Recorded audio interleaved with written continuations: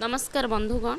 भारत में हजार हजार शिव मंदिर अच्छी आज्ञा किंतु सेमानक मध्यरु केवल 12टी मंदिर को कहीं ज्योतिर्लिंग बोली कहुए। यह 12टी स्थान में एमती कौन रही जहाँ सेमानक अन्य समस्त अलग करे। आज आम जाना ज्योतिर्लिंगर उत्पत्ति, सेमानकर महत्व, किछि आश्चर्यजनक तथ्य एवं किछि एमिति विश्वास जहाँ शताब्दी धरी लोक मनरे रही आछि। प्रथमे जानिबा ज्योतिर्लिंग कौन आज्ञा। ज्योतिर अर्थ होछि आलोक एवं लिंगर अर्थ होछि भगवान शिवंकर प्रतीक, अर्थात ज्योतिर्लिंग होछि शिवंक अनंत दिव्य आलोकर प्रतीक। तेणु शिव पुराण रे वर्णित अछि जे एक दिन ब्रह्मा एवं विष्णु को मध्य किए श्रेष्ठ ताहाकु नै विवाद हैला आज्ञा।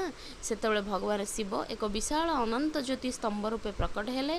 ब्रह्मा ऊपर शेष एवं विष्णु तल शेष खोजबाकू लागिले किंतु केही सफल होई पारले नाही। एही कथा शिवंक अनंत स्वरूपर प्रतीक। अनेक लोग पचारती जितेबाला भारत में एत शिव मंदिर अच्छी तेबे केवल 12टी ज्योतिर्लिंग को कहीं कहुए। हिंदू परंपरा अनुसार यही 12टी स्थान रे आज्ञा भगवान शिव स्वयं ज्योति रूप में प्रकट होते। प्रत्येक ज्योतिर्लिंग सहित गोटे अलग कहानी एवं आध्यात्मिक महत्व जड़ित अच्छे आज्ञा। प्रथमे अच्छी सोमनाथ। कहुए जे यही मंदिर को इतिहास रे अनेक थर ध्वंस कर जाइतिला किंतु प्रत्येक थर यही मंदिर पुणी थरे निर्माण होइतिला। एहाकु श्रद्धा और स्थिरतार प्रतीक बोली कहुए। केदारनाथ ज्योतिर्लिंग समुद्र पतन ठारू प्राय 3580 मीटर उच्चर अवस्थित आज्ञा। 2013 मसीहार जो भयंकर बन्या परे मंदिरर मुख्य गठन सुरक्षित रहितिला, जहाकु अनेक भक्त चमत्कार बोली मानि थांती। जितेबाला विशेषज्ञ माने भूगोल और पहाड़िया शिलार भूमिका विषय पचारती, महाकालेश्वर ज्योतिर्लिंग ताहार प्रसिद्ध भस्म आरती पई जनाशुना आज्ञा।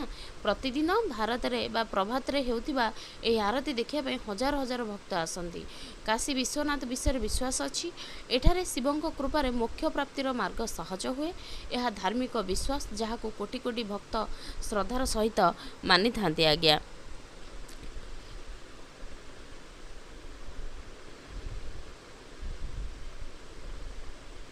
आम जो 12टी ज्योतिर्लिंग विषय जानिबा। प्रथम ज्योतिर्लिंग सोमनाथ, द्वितीयटी है शिव पार्वती ज्योतिर्लिंग, तृतीय दक्षिणमुखी ज्योतिर्लिंग भाव प्रसिद्ध महाकालेश्वर, चतुर्थ नर्मदा नदीर द्वीपर अवस्थित जोड़ा कि आमर ओमकारेश्वर ज्योतिर्लिंग, केदारनाथ टेम्पल आमर हिमालय अच्छी, भीमशंकर टेम्पल, काशी विश्वनाथम टेम्पल जोटा कि आमर मुख्य नगर काशी अच्छी आज्ञा, एवं त्रिम्बकेश्वर टेम्पल जोटा गोदावरी नदीर उत्स निकट अच्छी, वैद्यनाथ ज्योतिर्लिंग, 10 आसला नागेश्वर ज्योतिर्लिंग, 11 आसला रामनाथ स्वामी ज्योतिर्लिंग एवं 12 आसला कृष्णेश्वर ज्योतिर्लिंग आज्ञा।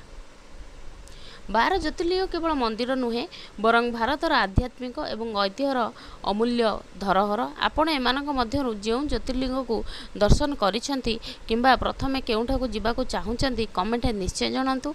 वीडियोटी जदि आपण मानक मन को छुई थाए बा भल लागि थाए ताले गोटे सब्सक्राइब करबा को भूलिबेनी। लाइक शेयर और सब्सक्राइब करबा को मोर निहाती आपण को अनुरोध। कमेंट रे लिखंतु हर हर महादेव।